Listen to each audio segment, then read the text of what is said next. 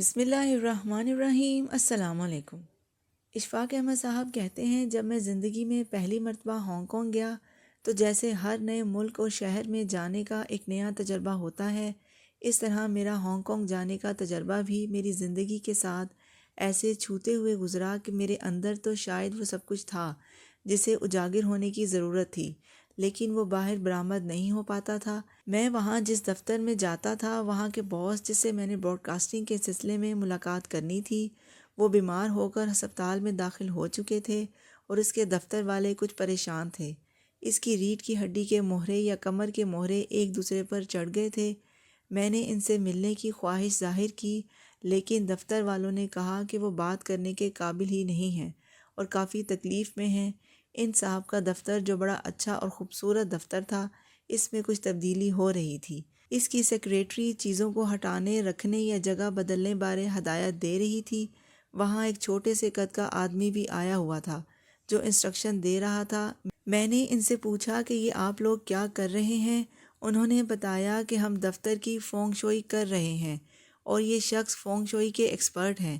انہوں نے مجھے بتایا کہ ہمارے دفتر کی فونگ شوئی بہت خراب تھی اور اس کی وجہ سے ہمارے باس پر بیماری کا حملہ ہوا۔ اب ڈاکٹر ان کے باس کا ڈاکٹری انداز میں علاج کر رہے ہیں، لیکن وہ یہ سمجھ رہے تھے کہ اگر دفتر کی فونگ شوئی بہتر ہوتی تو ایسے نہ ہوتا۔ میں نے ان سے پوچھا کہ یہ فونگ شوئی کیا ہوتی ہے، تو انہوں نے بتایا کہ اس کا لفظی مطلب پانی اور ہوا ہے۔ اس دفتر کی آب و ہوا نامناسب تھی، جس سے صاحب بیمار ہو گئے۔ ہمیں اس ایکسپرٹ نے کہا تھا، اس دفتر کی کھڑکی کے سامنے جو عمارت ہے وہ اس انداز میں بنی ہے جو اس دفتر پر منفی انداز میں اثر انداز ہو سکتا ہے، اور اگر اس کھڑکی پر ایک ہلکا سا پردہ مسلسل لٹکتا رہے تو پھر اس کے اثرات سے بچا جا سکتا ہے۔ دوسری بات، وہ یہ کہہ رہا تھا کہ اس کمرے میں ایک شیشے کا بڑا حوض رکھا جائے اور اس میں کالی مچھلیاں ہوں، اور اس باس کی جو میز اور کرسی ہے وہ جہاں اب ہے وہاں نہ ہو بلکہ دروازے کے ساتھ ہو۔ خواتین و حضرات، گو یہ شگون کسی بات کر رہا تھا، لیکن زندگیوں میں شگون عجیب طرح سے اثر انداز ہوتے ہیں۔ ان کو منطقی طور پر ایک دوسرے کے ساتھ تعلق نہیں کیا جا سکتا۔ دفتر والوں کے مطابق ان کے باس کو سب سے بڑا اعتراض یہ تھا کہ وہ بالکل دروازے کے ساتھ میز کرسی نہیں لگوا سکتے، کیونکہ دنیا میں آج تک کسی باس کی میز کرسی بالکل دروازے کے ساتھ نہیں ہوتی ہے۔ لیکن فونگ شوئی ماسٹر کا اصرار تھا کہ اس دفتر کا جغرافیہ اس امر کا تقاضا کر رہا ہے۔ جب دفتر کی ساری تبدیلیاں ہو چکیں تو انہوں نے کہا کہ اب باس کی طبیعت پہلے سے کچھ بہتر ہو گئی ہے۔ تو میں نے کہا کہ یہ کیسے ہو سکتا ہے؟ کام یہاں ہو رہا ہے لیکن طبیعت وہاں بہتر ہو رہی ہے۔ انہوں نے کہا کہ آب و ہوا اور رخ کا بڑا اثر ہوتا ہے۔ پھر مجھے خیال آیا کہ ہمیں بھی اللہ نے ایک رخ کا آرڈر دیا ہے کہ تم اپنا رخ ادھر رکھنا، پھر عبادت کرنا یا کوئی قسم اٹھانا تو رخ ادھر کر کے اٹھانا۔ اگر آپ کی سوئی متعین رخ سے ادھر ادھر ہلتی یا ہٹتی ہے تو آپ کا عمل چاہے کتنا بھی اچھا ہو، علم کتنا بھی اچھا ہو، تو مشکل پیدا ہو جائے گی۔ میں اس وقت یہی سوچتا رہا کہ ہمیں خدا نے کہا ہے کہ اپنا چہرہ قبلہ رخ کر کے نماز پڑھو، تو ظاہر ہے اس میں کوئی حکمت ضرور ہوگی جس کا مجھے علم نہیں ہے۔ یہ بات سوچ کے مجھے اپنی جوانی کے اس وقت کا خیال آیا جب ہم ہڑپا دیکھنے گئے تھے۔ وہاں جب بستیاں بسائی گئی تھیں، ان کا ایک زمانے کے لوگوں نے ایک خاص رخ رکھا تھا۔ 5000 سال پہلے بھی ان بستیوں کا باقاعدہ رخ رکھا گیا۔ ہماری طرح سے ٹاؤن پلاننگ کیے گئے گھر تھے۔ اس فونگ شوئی کے تصور سے میرے ہاتھ ایک بہت اچھی بات آئی، وہ یہ تھی کہ میں ایک پڑھا لکھا آدمی ہونے کی حیثیت سے اعتراض کیا کرتا تھا کہ بھئی آپ کیوں کہتے ہیں کہ کندھے سے کندھا ملا کر لائن سیدھی کر لیں، جس طرح ہر نماز کے وقت امام صاحب کہتے ہیں۔ میں کہتا تھا کہ اگر 1 انچ آگے یا پیچھے ہو بھی جائے تو اسے کیا فرق پڑتا ہے۔ مجھے تب احساس ہونے لگا کہ یقیناً فرق پڑتا ہے، لیکن میں اس کو نہیں سمجھتا۔ میں اس بات پر بھی بہت چڑھتا تھا، میرے اور بھی بچے چڑھتے ہوں گے کہ ٹخنوں سے اونچا پائجا کیوں رکھیں، اس کا ہمیں کیوں کہا جاتا ہے۔ ہم کہتے ہیں کہ اس سے کیا ہوتا ہے، لیکن فونگ شوئی کا وہ سارا پروسیس دیکھنے کے بعد میں نے سوچا کہ اس سے روح کی آب و ہوا میں ضرور فرق پڑتا ہوگا، اور ہم کیوں نہ ایسا کر لیں جیسا کہ ہمارے بڑوں اور پرکھوں نے کیا ہے۔ ہم اپنے سرجنوں کی بات تو مانتے ہیں اور اتنا ہی کٹ دیا جاتا ہے جیسے وہ کہتے ہیں۔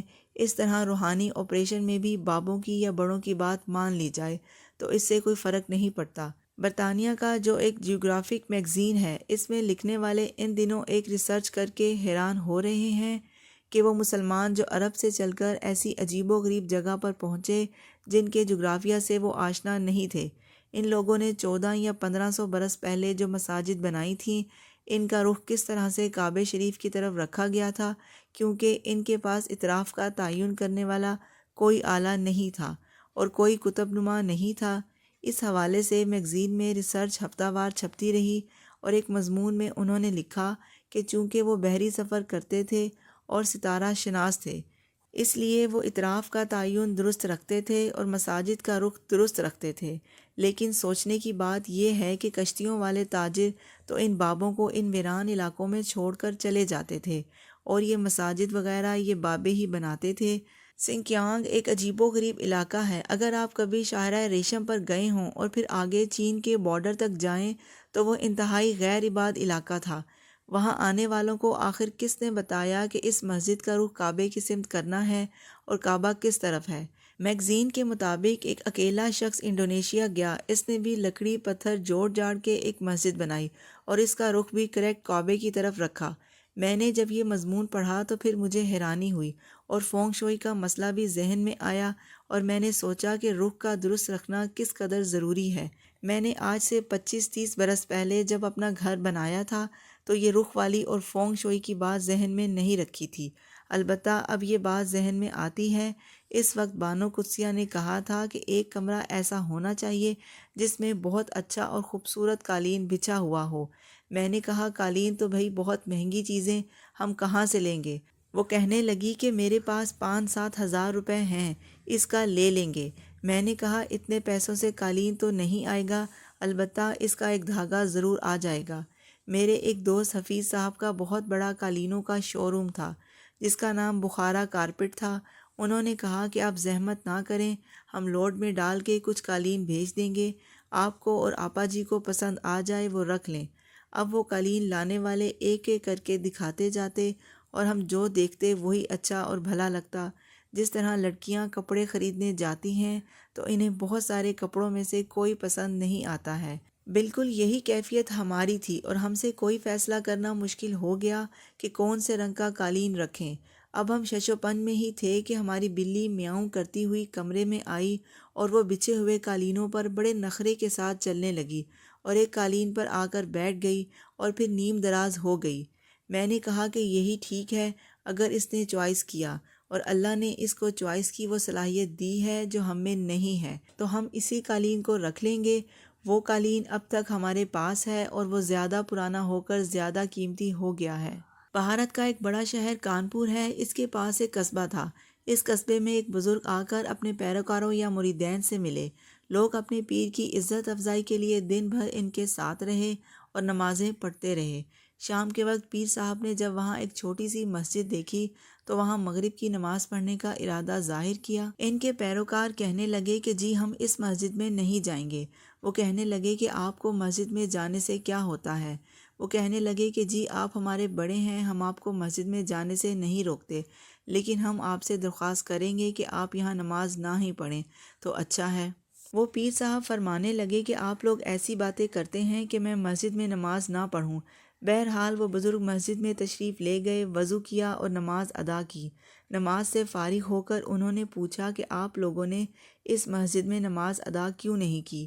تو لوگوں نے کہا کہ سر اس کا قبلہ غلط ہے اور اس کا رخ خانہ کعبہ کی طرف نہیں ہے بلکہ ٹیڑھا ہے، ہم اس لیے یہاں نماز نہیں پڑھتے۔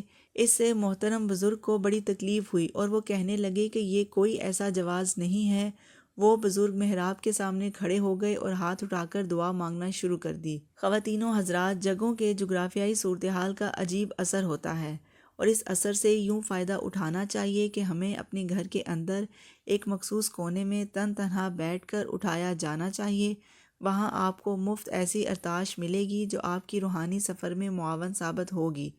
مجھے ہانگ کانگ میں فونگ شوئی کو دیکھ کر بہت فائدہ پہنچا کہ جن چیزوں پر میں اپنی حماقت کے ساتھ معترض ہوتا تھا اور میں ان پر طنز بھی کیا کرتا تھا، خدا مجھے معاف کرے، میرے پوتے وغیرہ اب بھی ایسی باتوں پر طنز کرتے ہیں، خواتین و حضرات، جب مسلمانوں نے یہ طے کیا کہ ہم اپنے لیے UNO کی عمارت بنائیں گے اور ایک ایسی عمارت بنائیں گے جہاں جا کر ہم درخواست پیش کر سکیں یا جہاں ہم اپنے دکھ بیان کر سکیں اور اس کے ساتھ ہمیشہ ہمیشہ کے لیے اپنا ربط قائم رکھیں، تو اس عمارت کے بنانے کے لیے کوئی آرکیٹیکٹ نہیں منگوائے گئے تھے، سیانوں نے بلو پرنٹس تیار نہیں کروائے تھے، بلکہ فرمانے والوں نے فرمایا کہ ایک اونٹنی کو چھوڑ دو، وہ جا کر جہاں بیٹھ گئی وہی مقام ہمارا مقام ہوگا اور مسلمانوں کے UNO کا صدر دفتر اور گھر ہوگا، اور وہی ہماری آئندہ نسلوں اور پوری ملت کے لیے نگاہوں کا نور ہوگا۔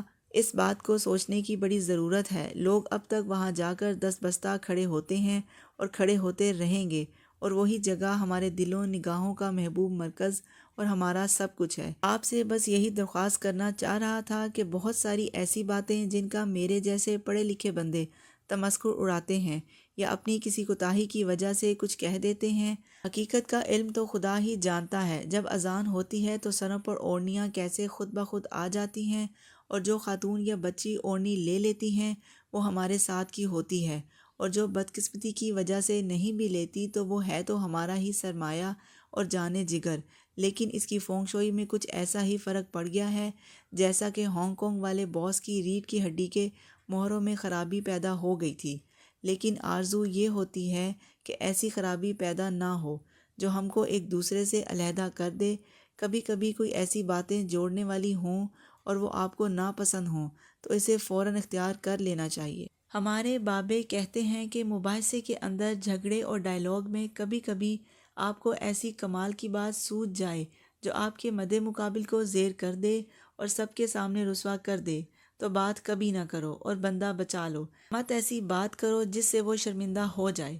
ہم خدا سے دعا کرتے ہیں کہ اے اللہ ہمیں ایسی شرمندگی عطا نہ کرنا جو ہم کو ہماری ملت اور امہ سے توڑے یا ہمیں الگ الگ دانوں میں تقسیم کر دے۔ اللہ آپ کو آسانیاں عطا فرمائے اور آسانیاں تقسیم کرنے کا شرف عطا فرمائے۔ آپ سب کا بہت بہت شکریہ۔ آپ لوگ میری ویڈیو دیکھتے ہیں، سنتے ہیں، سمجھتے ہیں، پسند کرتے ہیں، شیئر کرتے ہیں اور میرے چینل کو سبسکرائب کر کے مجھے موٹیویٹ کرتے ہیں۔ جزاک اللہ۔